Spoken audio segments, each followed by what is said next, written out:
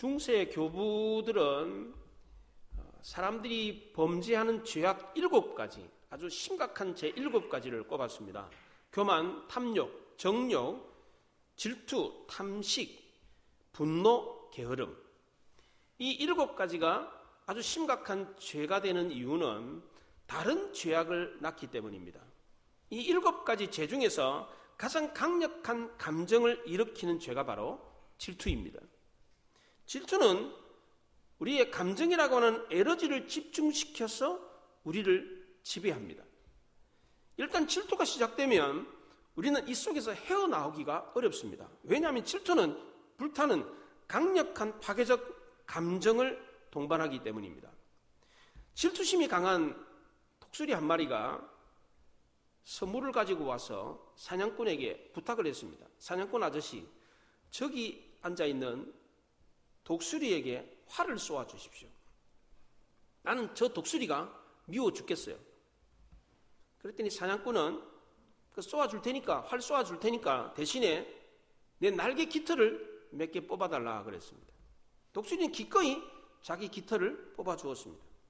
사냥꾼이 활을 당겨서 쏘았는데 빗나가고 말았습니다.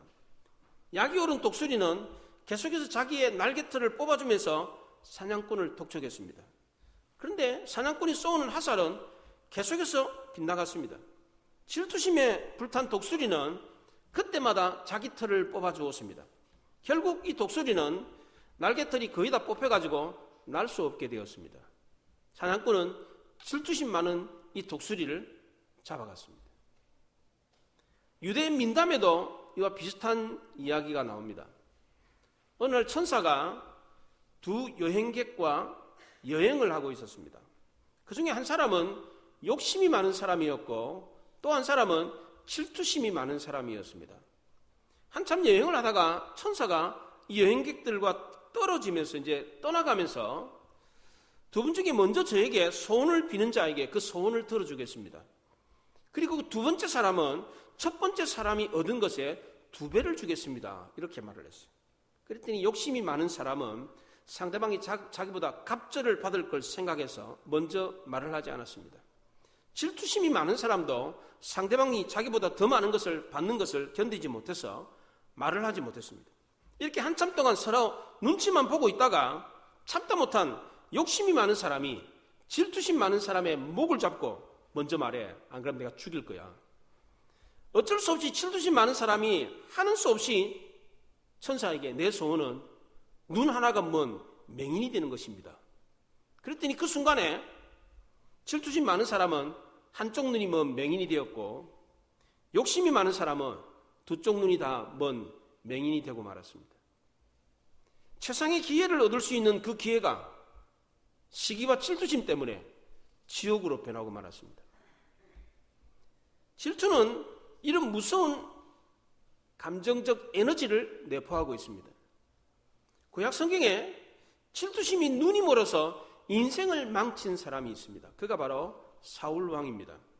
다윗이 블레셋 적장 골리앗을 죽이고 개선장군이 되어 돌아올 때에 이스라엘 여자들이 환호성을 지으며 노래를 불렀습니다. 사울이 죽인 자는 천천히요 다윗이 죽인 자는 만만이로다. 이 노래를 듣고 사울이 화가 나가지고 다윗에게는 만만을 돌리고 내게는 천천을 돌리니 그렇다면 다윗이 다음에는 왕의 보좌 내 자리밖에 구할 게 더 무엇이냐라고 하며 분노했습니다. 이때부터 사울의 인생이 완전히 달라졌습니다. 질투심에 눈이 멀자 총명함이 사라졌습니다. 일평생 동안 질투심에 빠져가지고 그가 갖고 있는 모든 힘을 다윗 죽이는 데 다 쏟아부었습니다. 결국 이 질투심 때문에 사울이 망했습니다. 사울 혼자만 망한 것이 아니라 가정도 망했습니다. 나라도 망치고 말았습니다. 오늘 본문에 하나님도 질투하시는 하나님이라고 그랬습니다. 24절에 보면 내 여호와 하나님 여호와는 소멸하는 불이시요 질투하시는 하나님이라고 그랬습니다. 그러면 하나님도 질투하시는 하나님이니까 앞에서 말한 파괴적인 이 감정적 이 악함이 하나님께도 있다는 뜻입니까?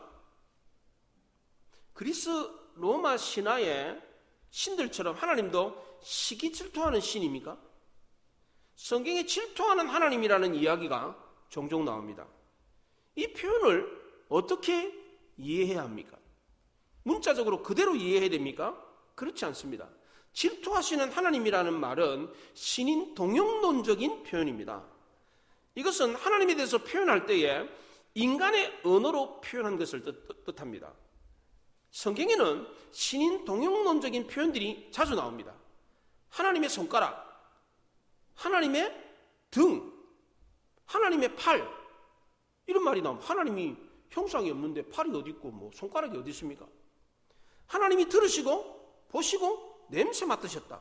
하나님이 분노하신다. 하나님이 후회하셨다. 하나님이 웃으신다. 이런 표현들은 다 인간의 언어로 하나님을 설명한 것입니다. 이게 바로 신인 동용론적인 표현입니다. 만약 하나님이 자기 자신을 소개할 때에 하나님이 쓰시는 언어로 우리 인간에게 자신을 설명했다면 우리가 이해할 수 있겠습니까? 하나님의 언어를 들은 인간은 무슨 말인지 못 알아들을 겁니다. 하나님을 절대 타자로 우리랑 전혀 다른 존재로 이해할 것입니다. 인간은 하나님에 대해서 알 수 있는 게 하나도 없을 겁니다.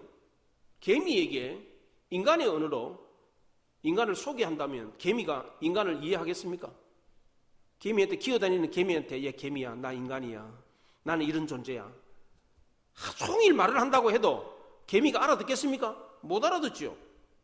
그래서 하나님은 자신의 언어로 자기를 소개한 것이 아니라 인간의 언어로 자기를 소개했습니다. 이게 바로 신인 동용론적인 표현입니다. 그러나 우리가 이 신인 동용론적인 표현을 들었을 때 오해하면 안 되는 것이 있습니다. 하나님을 인간의 언어로 설명했다고 해서 인간의 언어가 갖고 있는 한계에 하나님도 갇혀 있다고 생각하면 안 됩니다. 예를 들면 하나님이 진노하셨다라고 할 때에 우리가 진노할 때 나타내는 질투, 분노, 이런 것과 연관되어져서 이해하면 안 됩니다. 교만함이나 연약함의 징후로 분노하는 것처럼 하나님도 그렇게 분노하셨다라고 이해하면 안 되는 겁니다. 하나님의 진노는 인간의 진노와 차원이 다른 것입니다. 도덕적으로 옳고 영광스러운 방식으로 악에 대응하는 거룩함을 표현한 것입니다. 하나님이 질투하시는 것도 마찬가지입니다. 인간의 질투와 같이 탐욕과 시기와 원한의 복합체로 이해해서는 안 되는 겁니다. 하나님의 질투는 가장 값진 것을 보존하려는 거룩한 열정의 표현입니다. 질투에는 두 종류가 있습니다. 하나는 파괴적인 질투이고 또 다른 하나는 정의로운 질투입니다. 이 파괴적인 질투는 시기와 같아서 내가 가진 것을 저 사람이 갖고 있을 때 느끼는 감정입니다. 나는 너처럼 되지 못해서 나는 너가 미워. 이런 감정, 이게 바로 파괴적인 질투입니다. 자기가 가지지 못한 것을 다른 사람이 가졌을 때에 증오하고 미워하는 것입니다. 이것은 억제되지 못한 탐욕에서 비롯된 비열하고 유치한 감정적인 표현인 것입니다. 또 하나 정의로운 질투가 있습니다. 이것은 사랑의 관계를 보존하려고 하는 그 관계가 깨어졌을 때 표출하는 정의로운 질투입니다. 이 질투는 결혼한 부부에게 적용이 되는 겁니다. 남편이 없는 사이에 한 남자가 집에 침입을 해가지고 부인을 욕보였을 때, 또는 부인에게 정부가 생겼을 때에 남편이 느끼는 감정, 이게 바로 정의로운 질투입니다. 만약 남편이 이런 일을 겪었는데도 아무런 질투심을 느끼지 않는다, 그러면 도덕성이 결여되었거나 부인을 사랑하지 않는 경우입니다. 배타성이라고 하는 것은 결혼의 본질입니다. 남편이 아내와 결혼을 했을 때 다른 남자가 아내를 사랑하면 질투하는 것은 당연한 것입니다. 그렇잖아요? 아내도 다른 여자가 자기 남편을 사랑하면 질투하는 거 당연한 것입니다. 그렇잖아요? 이러한 종류의 질투는 매우 긍정적인 것이고 너무나도 당연한 것입니다. 이것은 남편과 아내의 관계를 손상되지 않게 하는 열정이고 부부관계를 유지시키는 본질입니다. 또 하나 예를 들면 길거리를 지나가는데 모르는 청춘 남녀가 부둥켜 안고 막 쪽쪽 빨고 막 키스하고 난리가 났어요. 그걸 쳐다보면 질투심이 느껴집니까? 요즘 그런 애들 있잖아요. 젊은 애들. 뭐 과거에는 볼 수가 없었지만 요즘은 뭐 버스고 어디고 그냥 젊은이들이 부둥켜 안고 막 그냥 그렇게 막 진하게 그거 볼 수가 있어요. 그거 보면 질투심이 느껴집니까? 안 느껴지지요. 그런데 내가 사랑하는 연인이나 배우자가 나 외에 다른 사람과 그런 진한 포옹을 하고 있으면 어떻습니까? 무덤덤합니까? 아무런 감정도 느껴지지 않습니까? 그럴 수가 없죠. 이 두 경우의 차이가 생기는 이유가 뭡니까? 감정의 변화가 다른 이유가 뭡니까? 사랑 때문입니다. 하나님은 시내산에서 이스라엘 백성들과 언약을 맺었습니다. 이 언약은 부부가 결혼을 하는 결혼서약과 같았습니다. 하나님은 이스라엘 백성들에게 내가 너를 지명하여 불렀나니 너는 내 것이다 그랬습니다. 이 언약은 사랑과 충성을 수반하는 언약이었습니다. 그런데 만약 이스라엘이 하나님 대신에 우상을 숭배하고 우상과 관계를 맺는다면 이것은 영적인 간음과 같았습니다. 모세는 이것을 알고 이스라엘 백성들에게 첫 번째 설교의 마지막 결론에서 우상 숭배하지 말라라고 하는 권면을 했습니다. 이스라엘 백성들이 우상 숭배하지 말아야 되는 이유가 뭡니까? 첫째는 하나님의 형상이 없으시기 때문입니다. 15절 하반절에 너희는 어떤 형상도 보지 못하였다 그랬습니다. 12절에서도 소리만 듣고 형상은 보지 못하였느니라 그랬습니다. 하나님은 말씀으로만 하셨지 인간에게 보여준 게 없습니다. 그런데 인간들은 자꾸만 하나님을 보고 싶어 합니다. 예수님의 제자 빌립도 주여 아버지를 우리에게 보여주십시오. 그러면 족하겠나이다. 이렇게 말을 했습니다. 형상은 인격체와는 달리 아주 쉽게 섬길 수가 있습니다. 자기 마음대로 이리저리 옮길 수도 있고 자기가 원하는 모양으로 만들 수도 있습니다. 그러나 하나님은 형상이 없으시기 때문에 내 마음대로 어떻게 할 수가 없어요. 빚을 수도 없어요. 형상이 없는데 뭐 그렇잖아요. 그렇다고 없다고 부인할 수도 없습니다. 왜냐하면 하나님이 인간에게 영혼을 사모하는 마음을 주셨기 때문입니다. 전도서 3장에 하나님이 모든 것을 지으시되 때를 따라 아름답게 하셨고 또 사람들에게는 영혼을 사모하는 마음을 주셨느니라 그랬습니다. 인간은 하나님을 안 믿을 수도 없고 그렇다고 없다고 부인할 수도 없습니다. 그래서 하나님을 섬기기는 섬기는데 잔소리하는 하나님이 아니라 아무런 반응도 하지 않고 간섭도 안 하는 그런 하나님을 섬기려고 합니다. 인격적인 하나님보다는 멍하니 쳐다만 보고 있는 그리고 복만 주는 이런 하나님을 섬기려고 합니다. 이것이 바로 우상숭배이고 영적인 간음인 것입니다. 하나님은 인간이 이런 형상을 만들고 섬기면 마치 신부가 부정을 저질렀을 때 신랑이 질투하는 분노하는 거룩한 분노를 쏟아내는 이것을 나타내겠다고 그렇게 말을 했습니다. 두 번째로 하나님이 이스라엘 백성들에게 우상 숭배하지 말라라고 했던 이유는 하나님은 소멸하는 불이고 질투하는 하나님이셨기 때문입니다. 24절에 그렇게 말합니다. 내 하나님 여호와는 소멸하는 불이시요 질투하시는 하나님이시니라 그랬습니다. 소멸하는 불이라는 말은 삼켜서 없애버리는, 태워서 없애버리는 불이라는 겁니다. 이거는 지옥불과 같은 것입니다. 하나님은 우상 숭배하는 자를 반드시 지옥불로 심판하시기 때문에 우상 숭배해서는 안 된다는 겁니다. 또 하나 우상 숭배하지 말아야 되는 이유는 하나님은 질투하는 하나님이시기 때문입니다. 여기서 말하는 질투는 파괴적인 질투가 아니라 사랑과 충성을 지키기를 원하는 정의로운 질투를 말하는 겁니다. 세 번째로 하나님이 이스라엘 백성들에게 우상 숭배하지 말라라고 했던 이유는 우상 숭배가 악한 것이었기 때문입니다. 25절 하반절에 무슨 형상의 우상이든지 조각하여 내 하나님 여호와 앞에 악을 행함으로 그의 노를 일으키면 그랬습니다. 우상 숭배하는 것은 하나님 앞에 악을 행하는 것이었습니다. 하나님이 이스라엘 백성들에게 주신 율법의 핵심인 10계명의 제1계명과 2계명이 바로 하나님 외에 다른 신을 섬기지 마라, 우상 숭배하지 말라는 겁니다. 만약 이걸 어기면 가장 큰 벌을 받게 되는 겁니다. 10계명이 10가지가 있는데 10가지 계명 중에서 앞에서부터 뒤로 이렇게 앞에 거는 제일 중요한 엄격한 법입니다. 그리고 뒤로 갈수록 엄격하지 않은 법이에요. 우리나라 법도 역시 마찬가지입니다. 법을 어겼다고 해서 똑같은 형벌을 주는 게 아닙니다. 그 차등에 따라서 그 무게에 따라서 벌의 강도가 달라지는 겁니다. 하나님의 법도 역시 마찬가지입니다. 1계명부터 2계명이 제일 중요한 겁니다. 이거 어기면 벌이 가장 큽니다. 그리고 마지막 9계명, 10계명은 이 벌이 좀 비교적 작습니다. 가볍습니다. 하나님이 1, 2계명에 이것을 줬던 것은 이게 너무나도 중요하기 때문에 반드시 이것은 지켜야 된다, 그렇게 말을 합니다. 오늘 본문 16절부터 19절에서도 다시 한 번 더 어떤 형상이든지 우상을 만들지 말라, 그렇게 말했습니다. 남자의 형상이든 여자의 형상이든 짐승의 형상이든 새의 형상이든 곤충의 형상이든 어족의 형상이든 만들지 마라. 하늘의 별과 해와 달도 모든 천체도 섬기지 마라, 그렇게 말을 했습니다. 그 당시에 고대 사람들은 해와 달과 별들 이 천체를 신의 분신으로 여겼습니다. 신이 바로 별이다, 저 별이다, 저 별이다, 이렇게 하면서 신을 믿었습니다. 하나님은 이것을 금하셨습니다. 그 이유가 무엇입니까? 그걸 보고 미혹이 돼가지고 경배하며 섬길 수 있었기 때문입니다. 하나님은 그 어떤 피조물에도 자신을 나타내지 않으셨습니다. 내가 곧 이 별이다, 내가 곧 태양이다, 내가 곧 달이다, 이렇게 말씀하신 적이 없습니다. 심지어 하나님을 위한다는 마음으로 하나님이 만드신 피조물을 섬기는 것도 금하셨습니다. 하나님은 어떤 형상으로도 자신을 나타낸 적이 없기 때문에 그 어떤 것도 숭배의 대상이 될 수가 없었습니다. 게다가 이스라엘 민족의 최고 지도자 모세조차도 숭배의 대상이 되지 못하도록 했습니다. 하나님은 이스라엘 백성들을 쇠 풀무불과 같은 애굽에서 단련시켜가지고 약속하신 가나안 땅에 들어가게 했습니다. 그런데 모세는 들어가지 못하게 했습니다.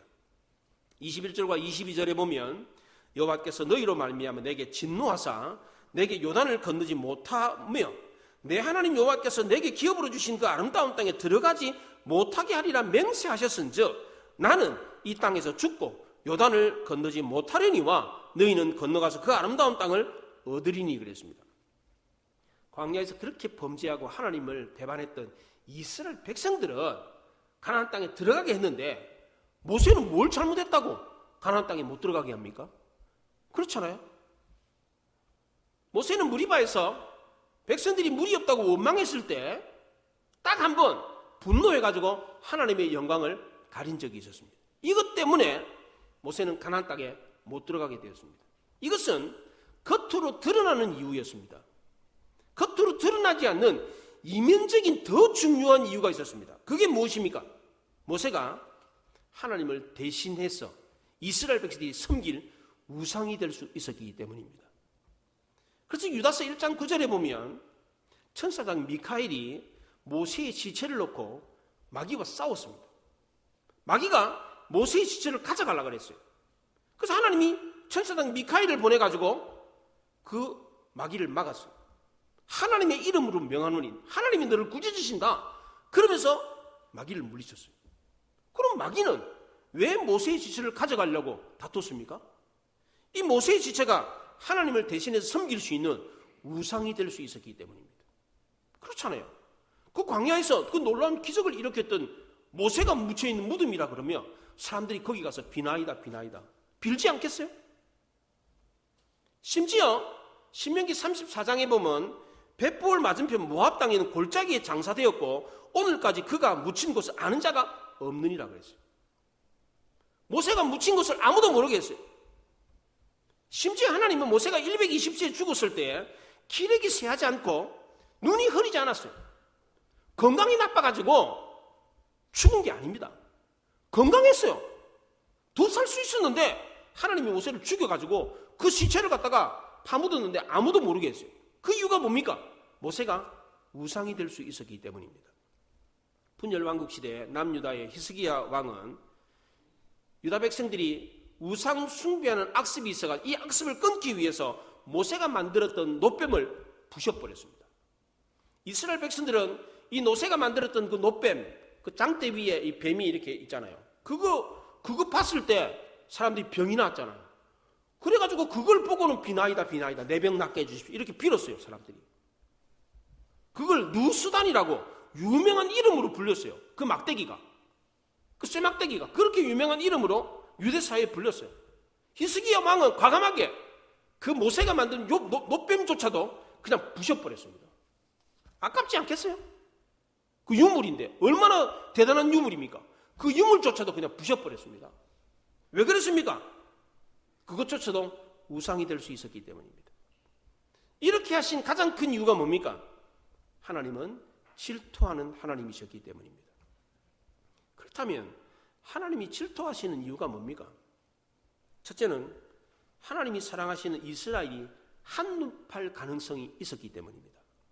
이스라엘 백성들이 가나안 땅에 들어가면 두 가지 유혹을 받을 가능성이 높았습니다.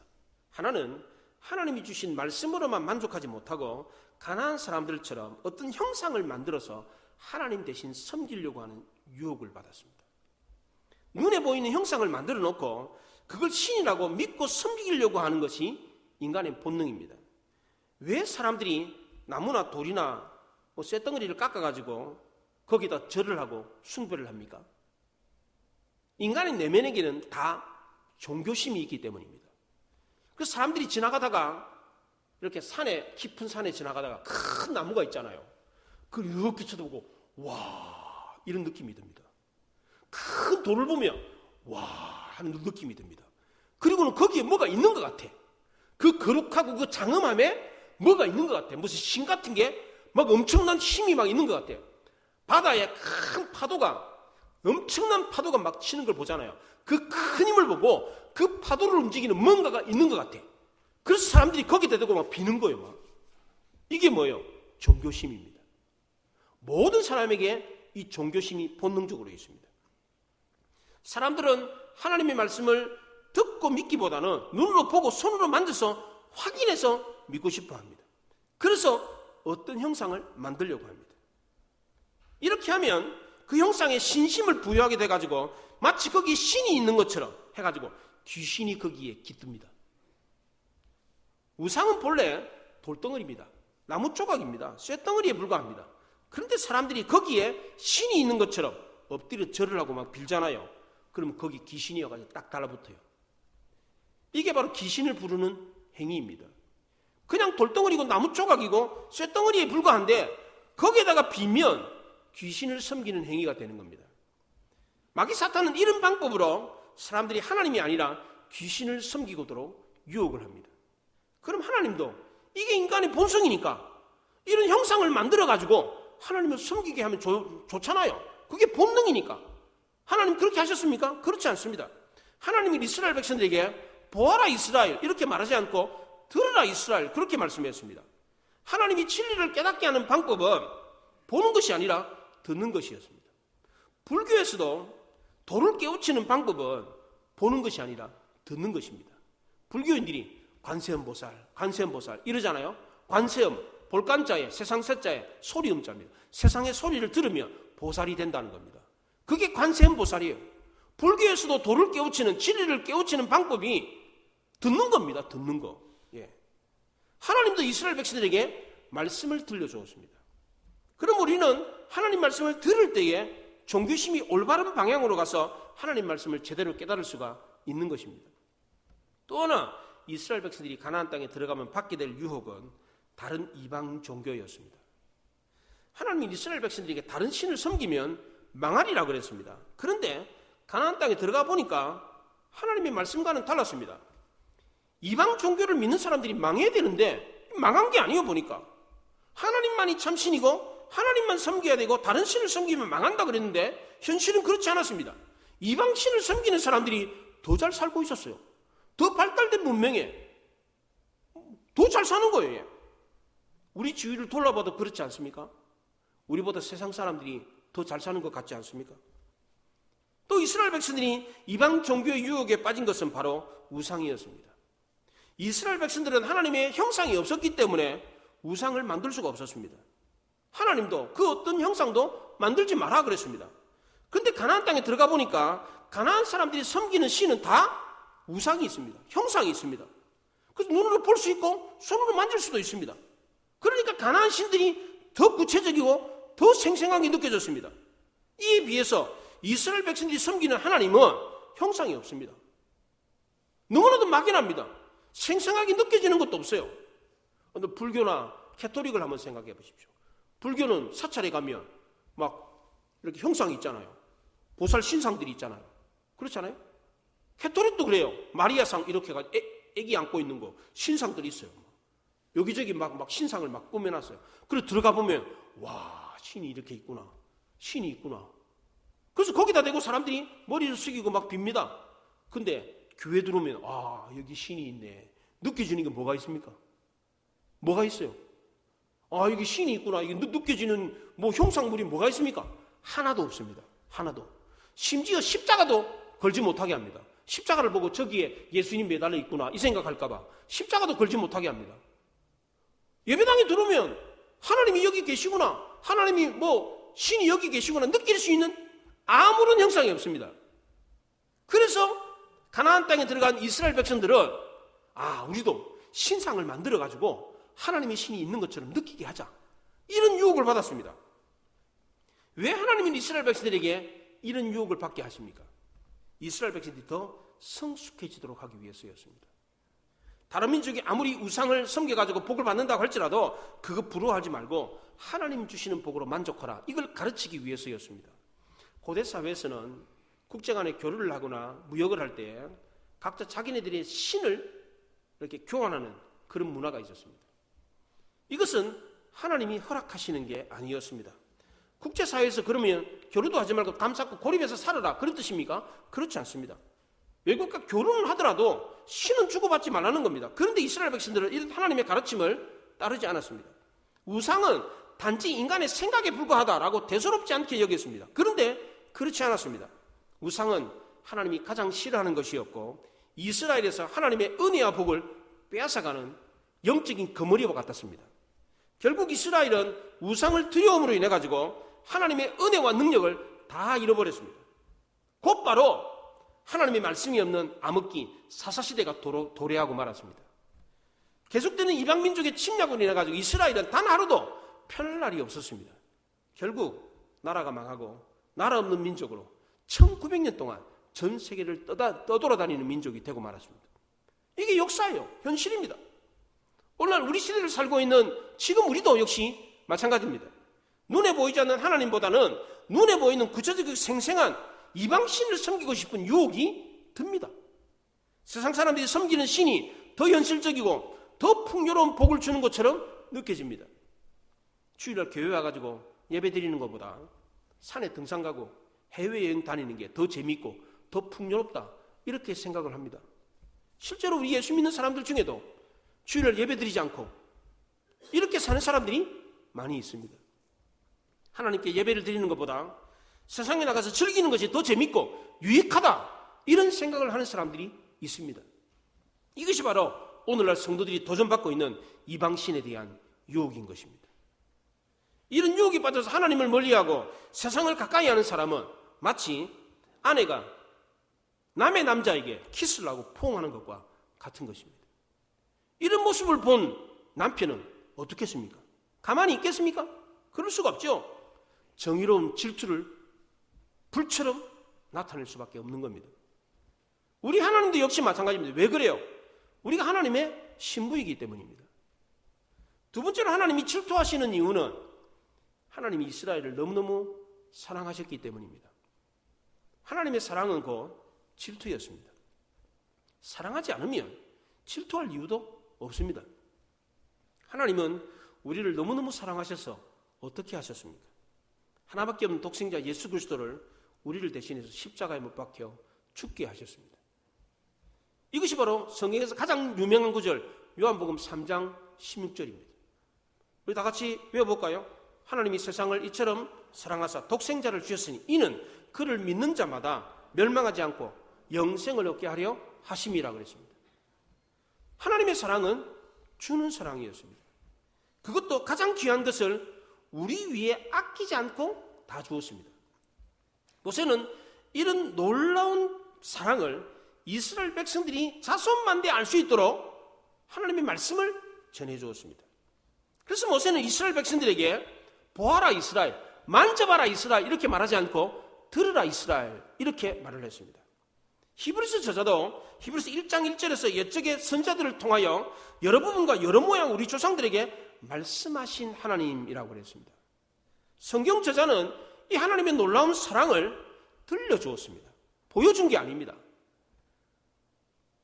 실물을 통해 가지고 그림을 통해 가지고 볼 수 있고 만질 수 있도록 한 게 아니었습니다. 다만 말씀만 전해주었습니다. 지금도 하나님은 무슨 형상이나 그림이나 조각으로 보여주시는 하나님이 아니라 말씀하시는 하나님입니다. 그래서 참 믿음은 손으로 만져보고 눈으로 확인하고 믿는 것이 아닙니다. 귀로 들어서 믿는 것입니다. 그래서 사도 바울은 그러므로 믿음은 들으면서 나며 들으면 그리스도의 말씀으로 말미암았느니라 그랬습니다. 히브리서 저자도 믿음은 바라는 것들의 실상이요 보지 않는 것들의 증거다 그렇게 말을 했습니다. 우리가 생각할 때는 보면 믿을 것 같잖아요. 그렇잖아요.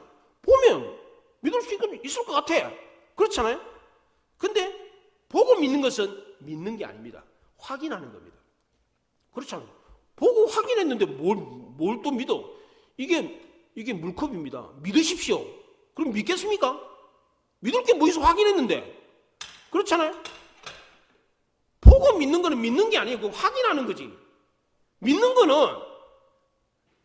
믿는다는 말은 가능성이 없어. 아닐 것 같아. 그럴 걸 믿는 거예요, 이게. 그러니까 믿는 거는 보고 믿는 게 아니고 만져보고 믿는 게 아니에요. 안 보고 믿는 게 진짜 믿는 것입니다. 제가 보여줬잖아요. 제가 다리가 길어진 거, 왼쪽 다리가 4cm가 길어진 거, 제 가족들에게도 얘기를 했어요. 보여줬어요. 근데 안 믿어요. 참 이상하잖아요.